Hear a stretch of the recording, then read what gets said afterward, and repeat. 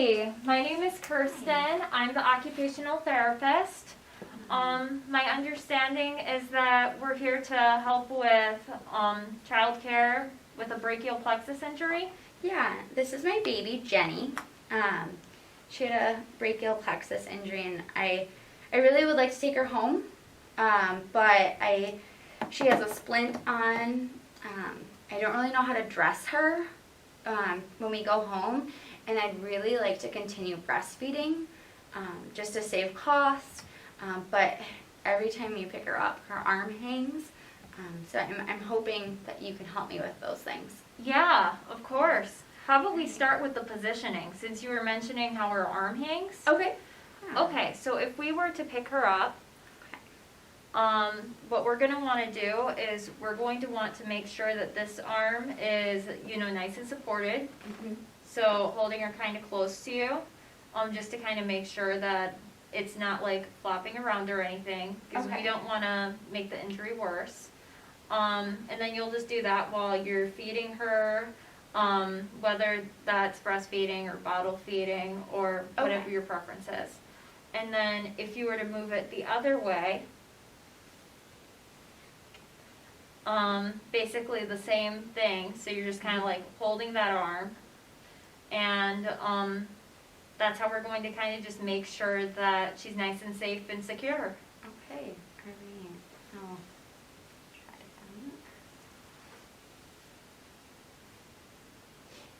that. It's really scary having a baby with the brachial plexus injury.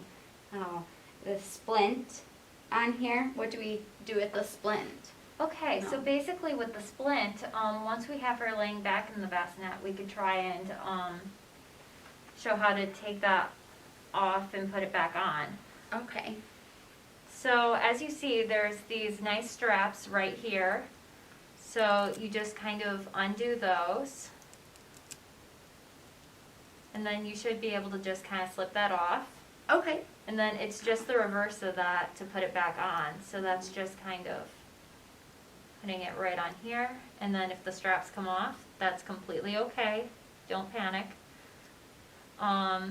Just kind of put them back on till they fit nice and secure. And does the splint hurt her at all? No, it does not. Okay.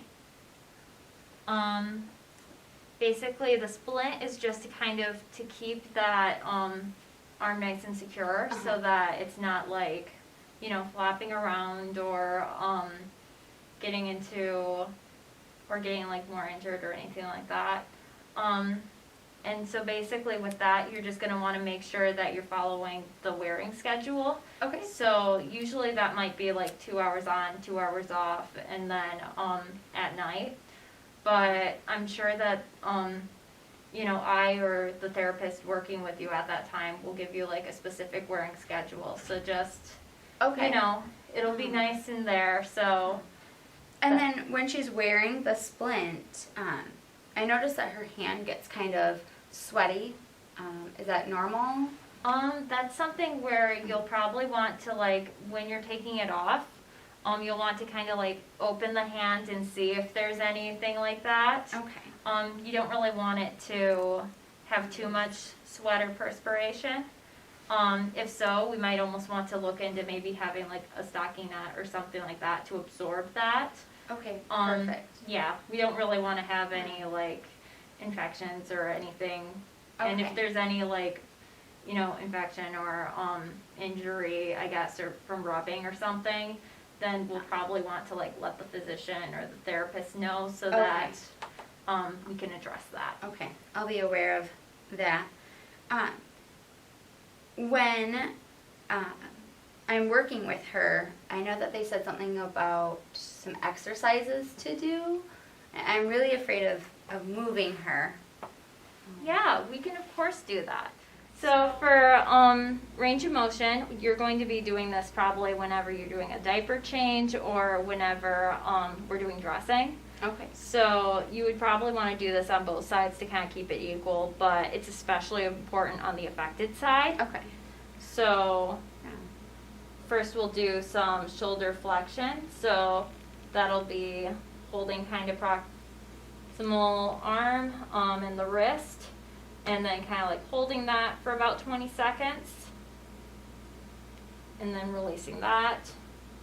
And then we're going to do some shoulder abduction, so we're also going to kind of stabilize here. Hold that for like 20 seconds, and then back to neutral. Then after that, we're going to want to do some external rotation. So what that is we'll want to kind of wrist and about the arm as well, but we're going to kind of move that hand out this way. Okay. And this one is especially important for, you know, just keeping that motion. Okay. It's 20 seconds there. And then we'll want to do some elbow flexion. So that's just kind of bringing the hand up to meet kind of the shoulder. 20 seconds there. Then we might also want to do some wrist flexion and extension.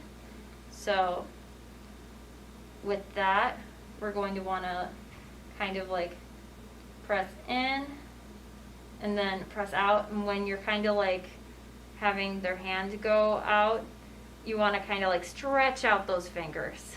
Okay.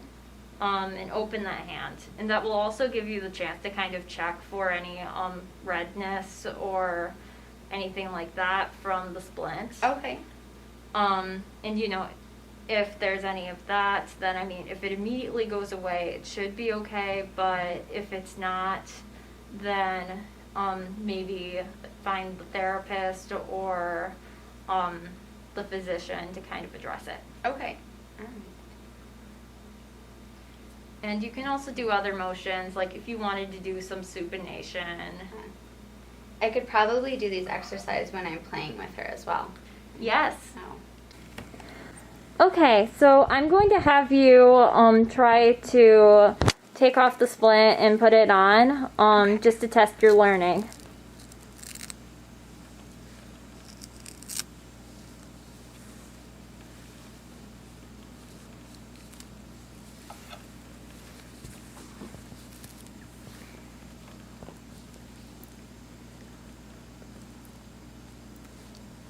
Just check the skin here. Yep, and we're not really seeing any redness or anything like that.